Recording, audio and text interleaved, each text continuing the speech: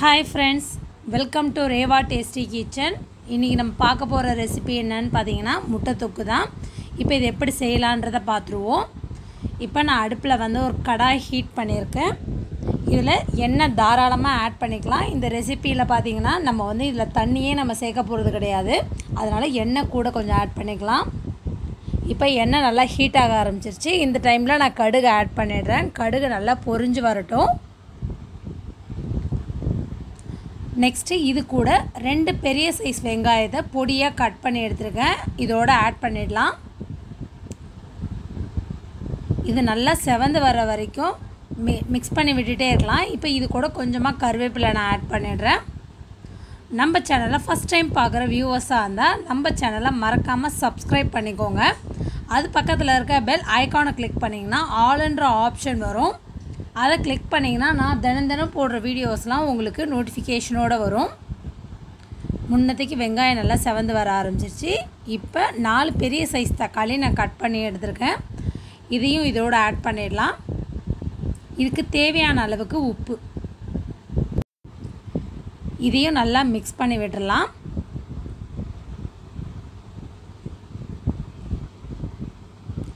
இந்த தக்காளியில் வர தண்ணியிலே நல்லா வெந்து வரணும். பாதி அளவுக்கு இது நல்லா கொஞ்சம் குக் ஆகணும். இப்போ இதை நான் க்ளோஸ் பண்ணி மீடியம் ஃப்ளேமில் ஒரு 3 மினிட்ஸ் கிட்ட விடுறேன். இப்போ பார்த்தீங்கன்னா தக்காளி நல்லா பாதி அளவுக்கு நல்லா மேஷ் ஆகிடுச்சு.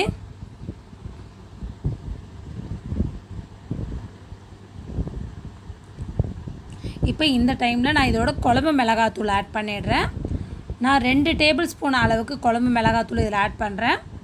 உங்கள் மிளகாத்தூளுக்கு ஏற்ப நீங்கள் ஆட் பண்ணிக்கோங்க.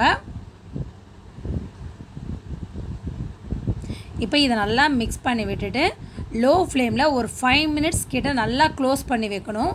ஏன்னா அந்த மசாலா நல்லா அந்த தக்காளி எல்லாம் ஈவனாக ஸ்ப்ரெட் ஆகணும். நல்லா மசாலா எண்ணெய் பிரிகிற அளவுக்கு இருக்கணும். இப்போ நான் க்ளோஸ் பண்ணிடுறேன்.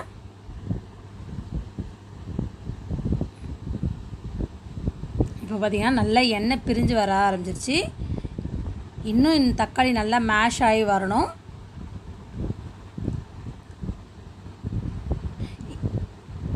இது பார்த்தீங்கன்னா சைட் டிஷ்ஷாக ரைஸ்க்கு ரொம்ப சூப்பராக இருக்கும்.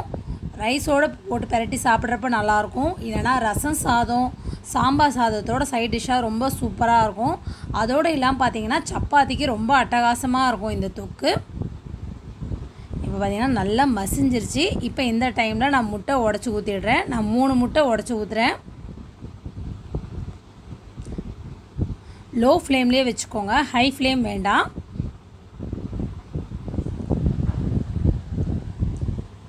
இது ஒரு 2 மினிட்ஸ் கிட்ட இப்படியே இருக்கட்டும்.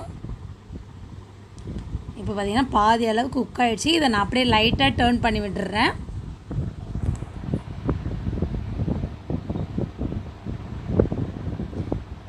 இப்போ இதை மூடி போட்டு க்ளோஸ் பண்ணி வச்சிடலாம்.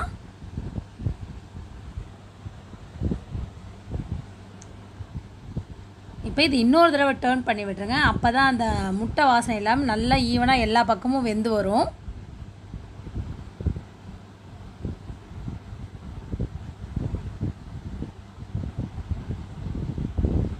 இது இன்னொரு 3 மினிட்ஸ் லோ ஃப்ளேம்லேயே வச்சு க்ளோஸ் பண்ணிடலாம். பார்த்தீங்கன்னா சூப்பராக ரெடி ஆகிடுச்சு முட்டை தொக்கு. நம்ம இது எண்ணெயிலே வதக்கிறதுனால அதோட டேஸ்ட் பார்த்திங்கன்னா ரொம்ப சூப்பராக இருக்கும். நம்ம தண்ணி ஆட் பண்ணுறப்ப அதோட டேஸ்ட்டே ரொம்ப வித்தியாசமாக இருக்கும். இதை நான் ஒரு பிளேட்டில் சேஞ்ச் பண்ணுறேன் பாருங்கள். ட்ரை பண்ணி பாருங்கள். ட்ரை பண்ணி பார்த்துட்டு கமெண்ட் பண்ணுங்கள். என்னோடய வீடியோவை லைக் பண்ணுங்கள். மறக்காமல் உங்கள் ஃப்ரெண்ட்ஸுங்களுக்கெல்லாம் ஷேர் பண்ணுங்கள். என்னோடய சேனலை மறக்காமல் சப்ஸ்கிரைப் பண்ணுங்கள். நன்றி, வணக்கம்.